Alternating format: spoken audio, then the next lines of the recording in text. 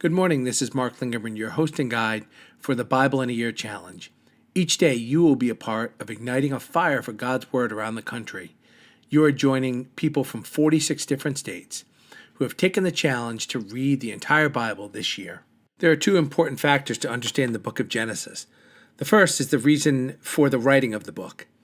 The book of Genesis really begins in the book of Exodus because it is written for the Israelites whom God had delivered from 400 years of slavery and captivity in Egypt. The title of the book is taken from the Greek equivalent for the Hebrew word Bereshit, which means in the beginning. Genesis is telling the Exodus generation of Hebrews about the beginnings of their history. They learn or are reminded of their ancestry, their history, and most importantly, the covenant that God established between himself and Abraham to bring the Israelites into the promised land. Israel learned about the creation of the universe, and particularly man. They learned of God's desire to have a relationship with them, and that man had severed that relationship with God through rebellion in the Garden of Eden. The book of Genesis taught Israel that God loved them and chose them, and that God had supernaturally intervened to protect them in the past. The second factor to understanding the book of Genesis is to understand its organizational structure. The book can be outlined in two primary ways. The first is called the Toledot formula. Toledot is a Hebrew word which means the generations of. This structure sees Genesis 1:1 through 2:3 as an introduction, which is set off by in the beginning, followed by 10 Toledot sections. Toledot sections are introduced by the English words, the generations of.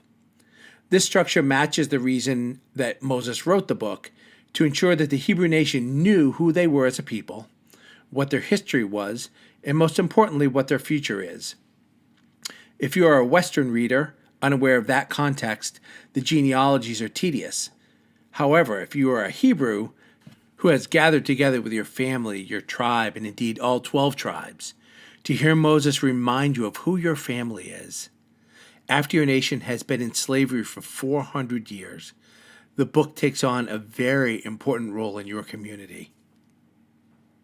To put that into a modern-day context, in American schools, we teach history to children starting in first grade, all the way through high school and into college. Imagine if you were the Israelites and you had been in captivity for 400 years and Moses said, "Come gather around and I'm going to teach you about who your ancestors were." On the screen you can see the places where the generations of is employed. It is the structure that Moses uses to convey his message, and the reader should be aware of it. The 5 books that Moses wrote, Genesis, Exodus, Leviticus, Numbers, and Deuteronomy, all contribute to establishing the culture and worship patterns of the newly freed Israelites. The second way to structure an outline of the book is to view chapters 1 through 11 as a unit and chapters 12 through 50 as a unit. This structure divides Genesis by broad topic.